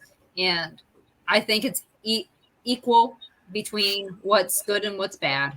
It's off balance, you know, so don't give the dark stuff any positive attention. Halloween is just an enterprise holiday.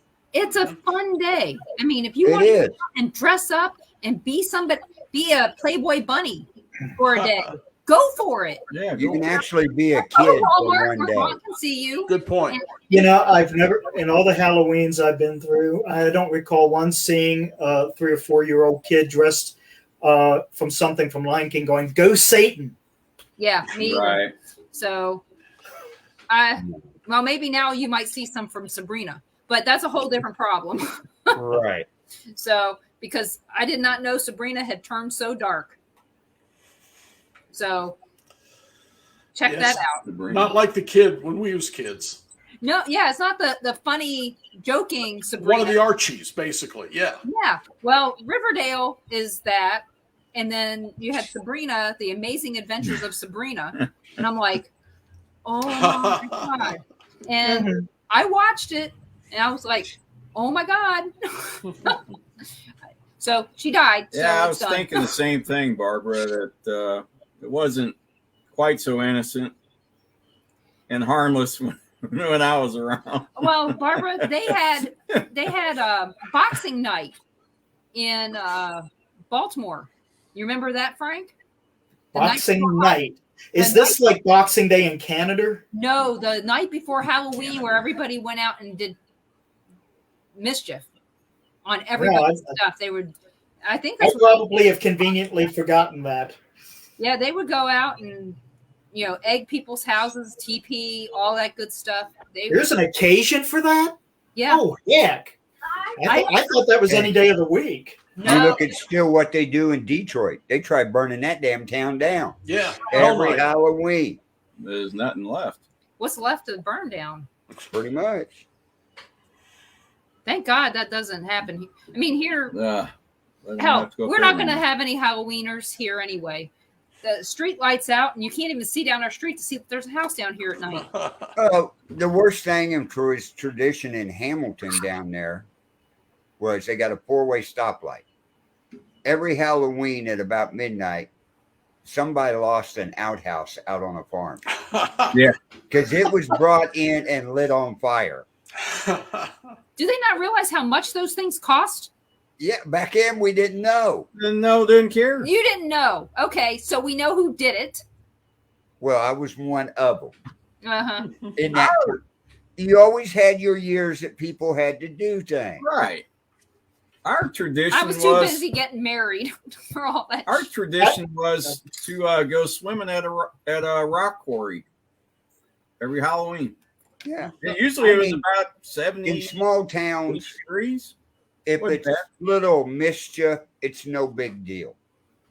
You know, Kingston, growing up in that town, we did this every year from little kids to grown 20-year-olds down there. You got a small town of 103 people, right?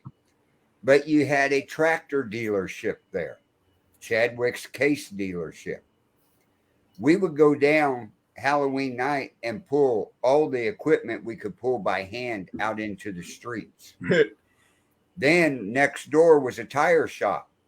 It had mounds of used tires.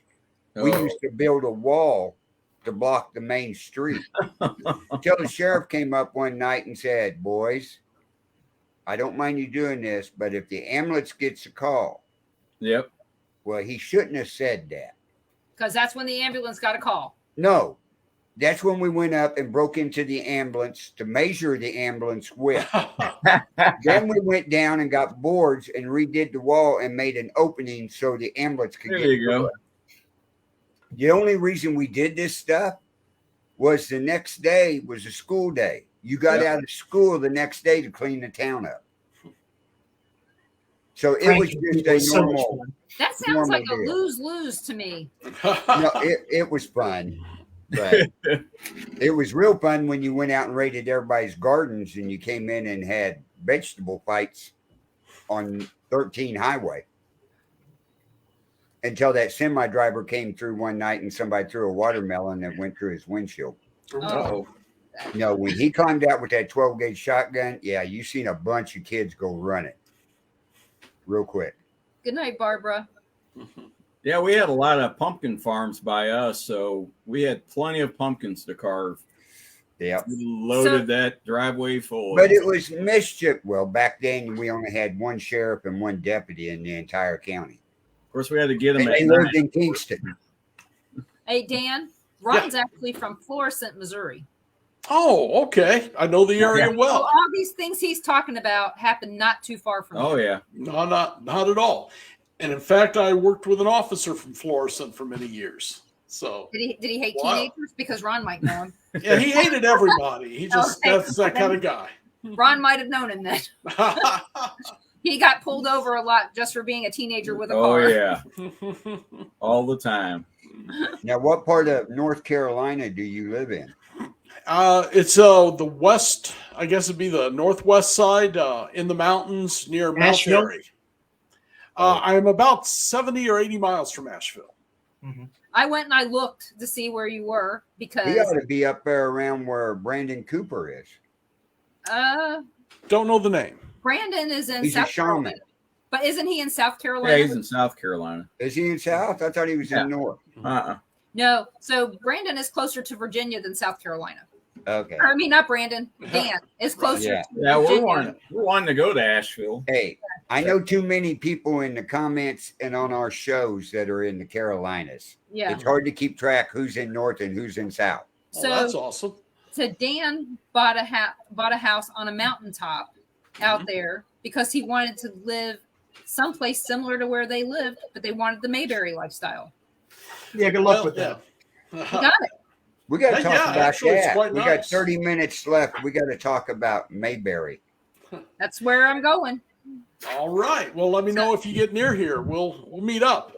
So tell us, okay, so you're working on the ghost tour there for Pilot Mountain. For Pilot Mountain and for Mount Airy. Actually, Okay, so tell me about the process that you go through to write up a tour.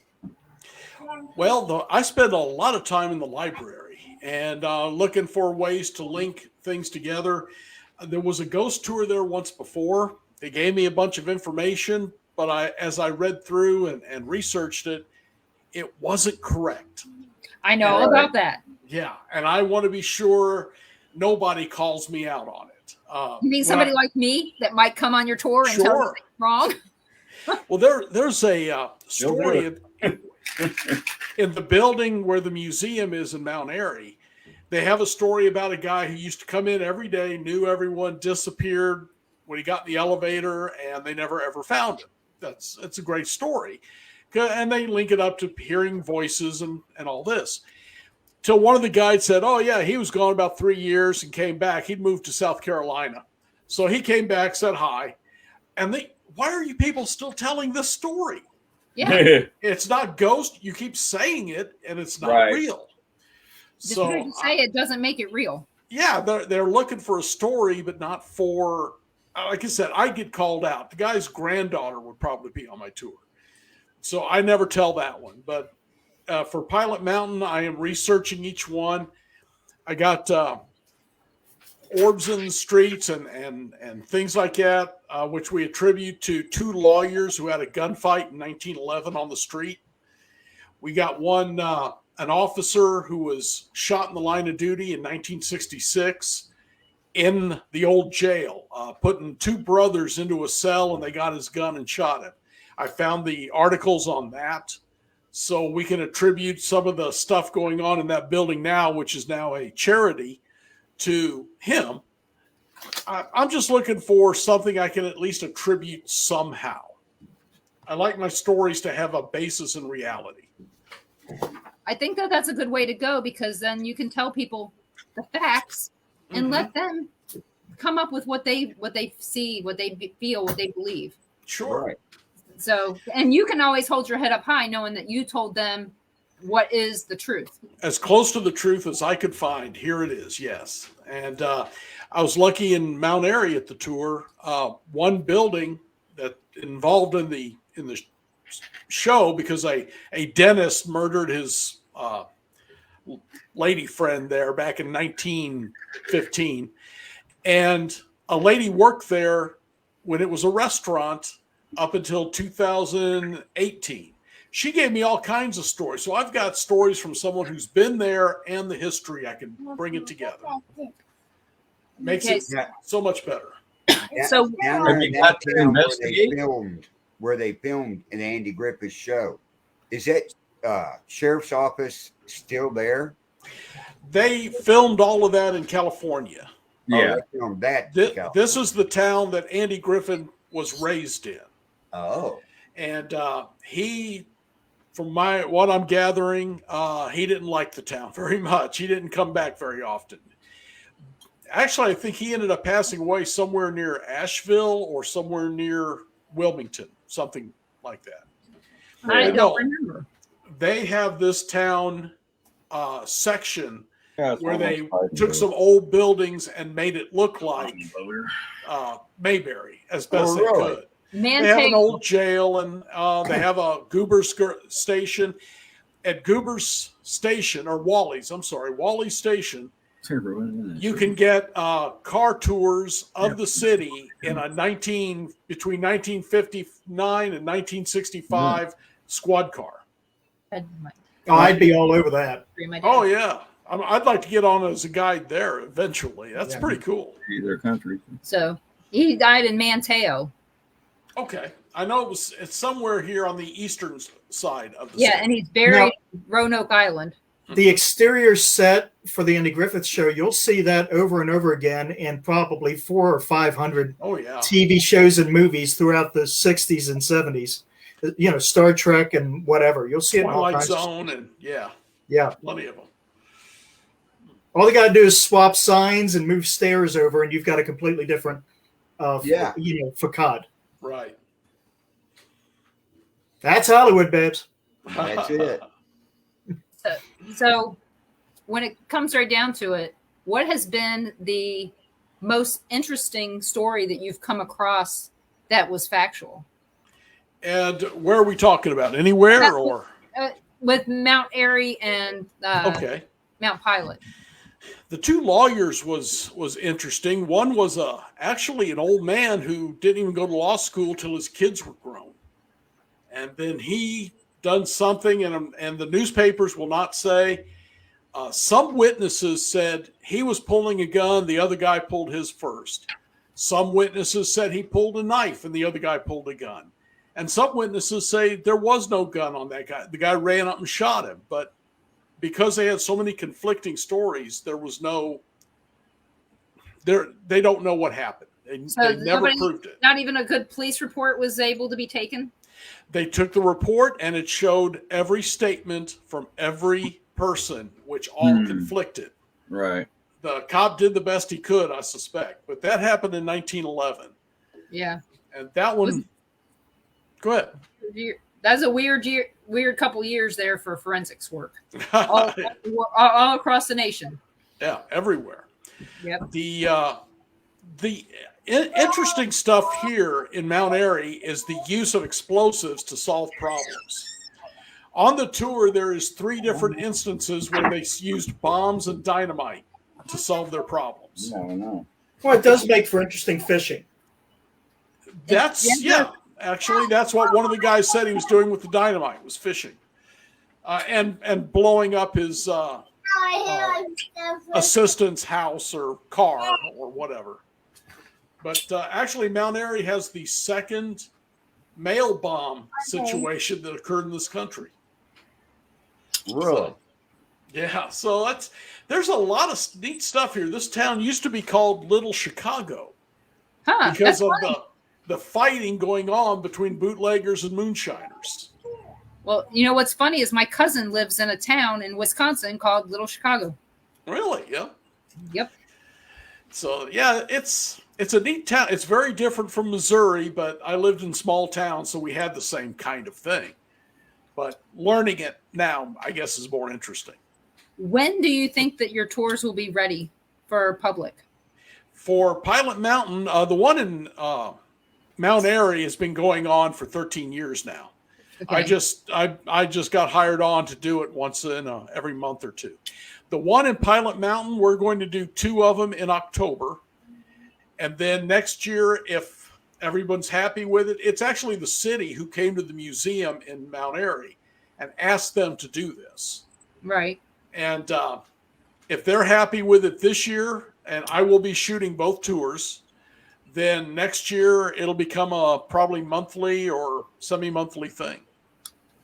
And most likely not November, December, because it could possibly snow. Right. Now, this year it's just going to be 2 times in October. And then the city fathers, if you will be on one of them. Okay. So are they walking tours or? Oh, yeah. This one's going to be probably about a mile. The one in Mount Airy is about 1.5 miles. And mostly level. There's a couple of hills, but mostly it's fairly level. Will they be able to investigate a little bit? I am going to, because I've been doing this since I started the tours in Herman. I would suggest that helps. There's, as of right now, no building we're allowed to go into in the evening. But really?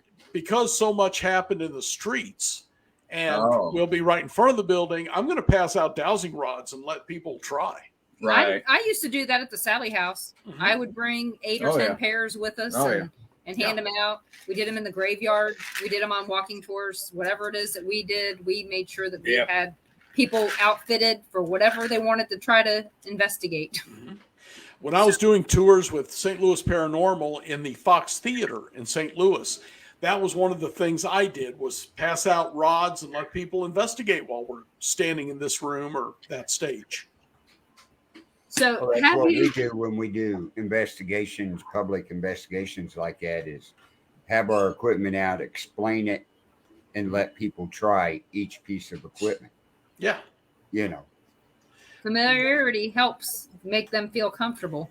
Okay, now on that point that you just made, is that when you said that, you put me in memory of a show I did back in Portland, Oregon, a few years back. It was called the Oregon Ghost Conference, of all things. Go figure. But I was sitting there at my table, surrounded by all these shaman and paranormal investigator teams and all that. And these 3 male students from the local university came by my table, and they were looking all dumbfounded. And we got in a conversation, and I asked, well, what do you think of this? And they said, we were talking to one of the paranormal groups over there at that table over there. And it's funny that they can show you their devices and they can tell you what they do and what the little lights mean, but they don't have a clue what the hell they're doing with them. No. I've seen that, yes. Because all 3 of these guys are physics students at the university. Right. And they were kind of hoping for these paranormal investigators to say, well, this device measures this. Okay, so what is this? They didn't have an answer. So, yeah, for them, it's when it flashes, there's a ghost. Help yourself. Right. Yeah. And the thing is how can we even prove that? That's only a theory. Yeah, absolutely. We don't know what equals a spirit. But we know what works for us. So. Hi from Pensacola. Our daughter lives near Pensacola. Yeah, hello. Pace, right up the road. So. have you witnessed the Brown Mountain lights down there yet? No, I've been there twice and I haven't seen them yet, but I'm going to keep trying. I want to see it. I mean, it's less than 2 hours from you. Right. So Right. it's on the road to Asheville, so that makes it even easier. Mm-hmm. So, because you're not that far from my family in Bristol. Oh, okay. Well, when you get up here, let me know. We'll get together someone. Yeah. Do you go into the mountains anywhere and investigate? I'm on top of the mountain, but I've only been here a year and a half, and I'm just now starting to get known. You know, back in Missouri, it was great. Folks in Kansas, Arkansas, Illinois would call me in. Missouri would call me in. I don't have that here yet. Right. But I am starting. It's starting. The ghost tours are helping me out. And last Sunday, we did a ghost hunt in the museum building here in Mount Airy at the request of the folks running the tour. So the guides could have their own stories because all they do is tell other people's. Right. And I think that's really important to have firsthand accounts. And as you said earlier, we started at 4 p.m. They asked me, and I said, "Hey, if the ghost is there in the daytime or at night, it's there in the daytime. So let's start at 4 o'clock, and we have some interesting stuff go on." So a couple of guides have their own stories now. Well, that's good. That's because I know that when we did the trolley tour for Atchison, there were places where we didn't have that horrible recording filling in the space. So when we would go by the pepper mill or the river house, we would fill in on the stuff that when we used to do tours there, we would tell them what happened to me and all this other stuff. And so there was a couple other places where we would have to do that because they didn't have anything between point A and point B to talk about. And so between the River Road and the house with the suitcases, I had to speak for about 4 minutes on something that I knew about. And so, and Ron would speak up if I got tongue tied. But again, like I said, if you were on one of the tours with me, you'd know it because I was telling you the left or the right, and I was wrong every time. Well, the reason I was asking about the mountains is what Brandon told us down there in South Carolina in the mountains, the little green people. I still can't find anything on that. I can't either. Check out the Moon-Eyed people. The what? The Moon-Eyed people. Can you spell that? Moon, Mooneyed. Yeah, all through Appalachia, the Cherokee had legends of the Moon-Eyed people, which were sometimes another tribe of Indians or sometimes people who lived underground or white-faced, couldn't see in the daytime, but apparently they built a lot of rock forts along the Appalachians that are still there. They sound like the Morlocks. Yeah, they sound lycanthropic. Yeah, but could be. Brandon was telling us down there in his part up in the mountains were little 2 to 3 inch green people. Yeah, with arms, legs, a head, body, everything. The only stories I could find when I was researching it was hey Judy. Was aliens in Hopkinsville, Kentucky. Yeah. Hey Judy.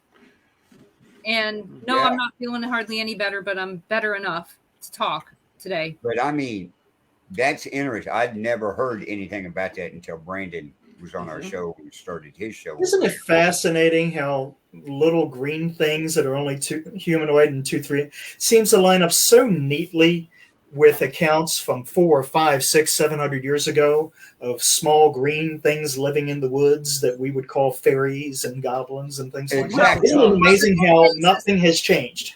Yeah. The funny thing is that we have someone in our green room that believes in fairies. So we're going to kind of not. The fairy. Oh, he's shaking his head no. He doesn't want. He has seen them.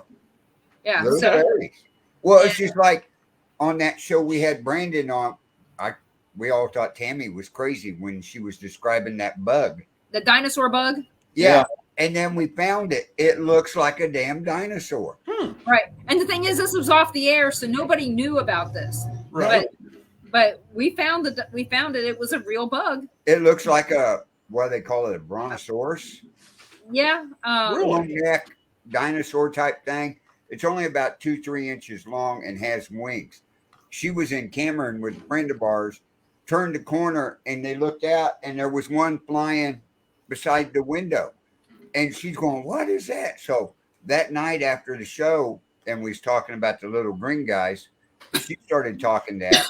Everybody started typing in on the computers looking for something, dinosaur bugs. Right. And we found it. And this one popped up and we went, "Oh my God, there is something like that."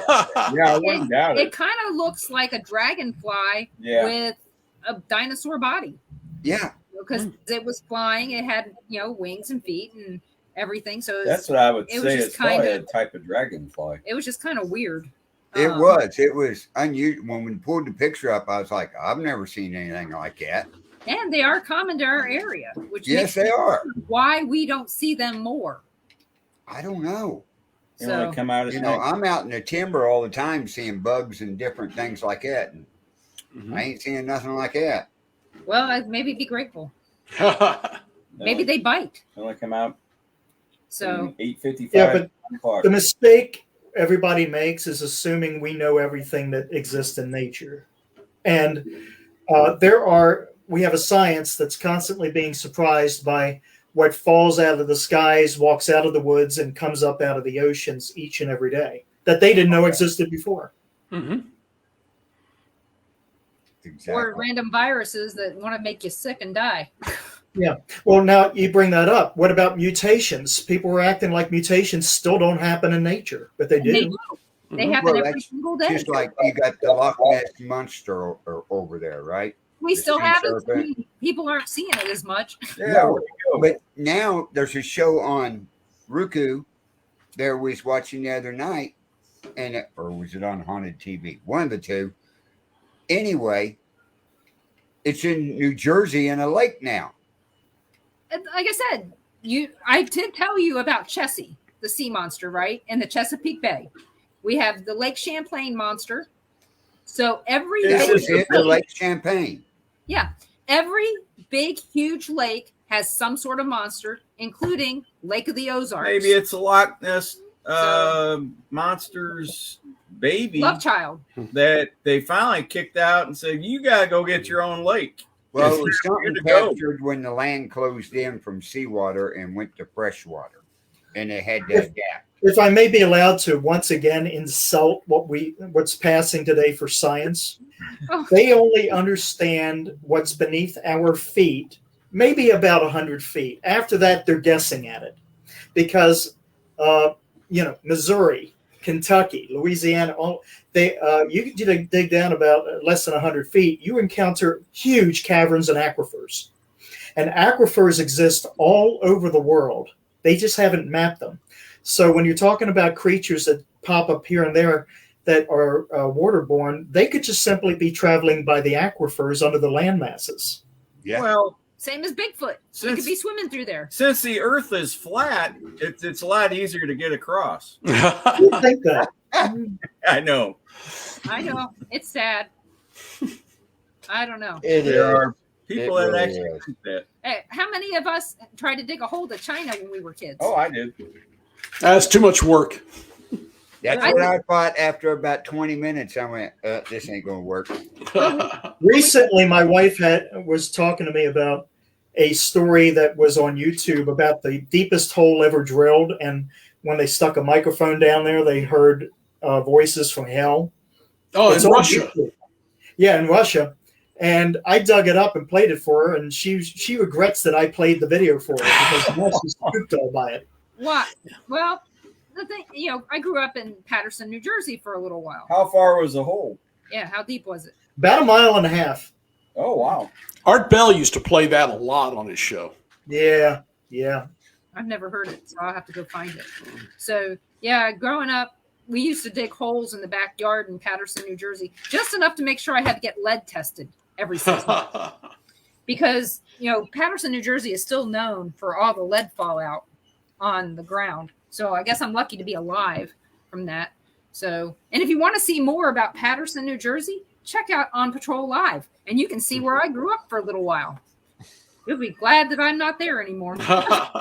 Real bleep hole. Yeah, people. Yeah. Mm. So we've got 5 minutes left. If I may, are you saying Patterson or Paterson? Patterson. Okay. Remember, I also say Baltimore right, which is unusual for somebody from Baltimore. I've heard it so many ways. Balmer was my favorite one. Mm-hmm. So Why mess with so many consonants? Honestly, it's exhausting. Okay, Dan, where can everybody find you? Oh, check out the website is spookstalker.com, and the podcast with you on it is on KUNX, which comes in under unxnetwork.com, but it's better on YouTube. Under YouTube, KUNX, you'll find it, and I think your show will be October 14th. October 14th. It's my daughter's birthday. That's why I know. That's right. So, but yeah, that's where the show is. I've talked to a lot of people in different parts of the country. It's a lot of fun. Great. Frank, where can everybody find you? Oh, various If you men's really want rooms to. across the United States. You know Okay, how well it then is. don't go in there. Okay. Depends on what you're eating on the road. This coming weekend, I'm in Timonium, Maryland for the Mid-Atlantic NostalgiaCon with a whole bunch of other celebrities. I don't speak at that show. The following weekend, I am in Daleville, Alabama for the Deep South Paracama Con. And it's my first time at that show. I do speak at that show with a bunch of other folks. And the day after that, I'm in Cincinnati for, I forgot the name of the show, the Cincinnati Comic Expo. And I'm speaking at that show. Wow, you're going to be busy the next couple weeks. Oh, yeah. So what's your website? Oh, you can just type my full name into Google, Frank J. Bennett, and about most everything you want to know comes up about me. But I'm going to tell you all I tell everybody else is that if you leave out that J when you type it in there, you're going to get a creepy lounge singer over in Las Vegas. Well, who knows? I wish I was kidding. You do dress a little like him, though. I mean, let's be honest. We know. So, well, you and Dave Spinks will be happy to know that for this particular tour, I have a whole slew of new outfits. Okay, so no white? No white this time. It's after Labor Day. I can't wear white after Labor Day. But why? I don't know. Ask him. He's a cop. They got laws. So, I just, imagine me sitting in jail explaining to other dudes why I'm arrested for wearing white after Labor Day. You'll be wearing white. Oh man. What's the big deal there is I mess with you. You would be their favorite toy in just a few minutes. So I don't know. You can only hope. So you guys can find the Paranormal Pride here on Mondays at 7 p.m. Central. My guest next Monday is Alex Matsuo. I hope I get to have a show. Then you can find me here on Tuesday nights at 5 o'clock on Paranormal Nation Radio, Not So Normal, with Carl and Ron and whoever we find to be guinea pigs, guests at any given moment. So make sure you check out all the other shows on the network as well. And Carl, go for it. Right. We have a lot of shows and adding more shows. Wednesday night at 8 p.m. will be the premiere of Steel and Ivory, where you're going to learn to play guitar and organs. And who's that? That's Dave. Okay. Doing that one. And setting it up now, Sunday night at 9 p.m. Central Time will be No BS with Chris Houston and Joe Myers, paranormal investigators, ex-government worker, ex-FBI agent, all that good stuff. So it's going to be a little bit of everything on that show. Mm-hmm. I'm just so glad I keep bringing you all my friends. I know. And they keep wanting shows. So we're growing. We got with their show on there, that makes 15 shows on our network. When are you going to sleep, Carl? I'm not. That's why Luke down in the green room is now the co-producer of the network. So you may see him a lot of times in the green room running the shows. Well, if you ever need me, just yell. I know. But That's a not lot this of things. And stay tuned to Bill of Rights Network because a lot of things me and Luke was discussing before the show started are going to start coming up. Merch will be available here before long for all the shows. So get ready to get your design, Denise, made up. Okay. Okay. I may do a contest. I may do a contest. Right. Talk to Luke about that. We're getting server and everything, getting it ready for the website where we will be live on the website and don't have to worry about Facebook and YouTube censoring us. That's a good one. That is. Oh yeah. Yes, Okay, it well- is. We got a lot of that coming up. But right after this show, here in another hour, is the Conservative View with Barbara. Melissa DeSantos will be on there. Phoenix Williams is going to be coming on, updating about trying to reopen her husband's murder case after she found out it was closed. Oh, yeah. It's got to Has stay she tuned. contacted Cheryl Ann yet? We're working on that. We're working on some other things. Rex is going to be on that show to give a police officer's point of view how to help her with the lawyers to reopen the case. Okay. Cheryl Ann is somebody I send people to with problems when I can't help them. Well, Right. considering that her background in Forensics. criminal justice, she may be Mhm. able to help in two ways. Right. So, with that being said, thank all our people over in the chat room for joining us tonight. We had great listeners tonight. Thank Dan, thank Frank for joining us. And with all that being said, we will see you next week here on Paranormal Nation Radio. Not so normal. Have a good evening. All right. Good night, everybody.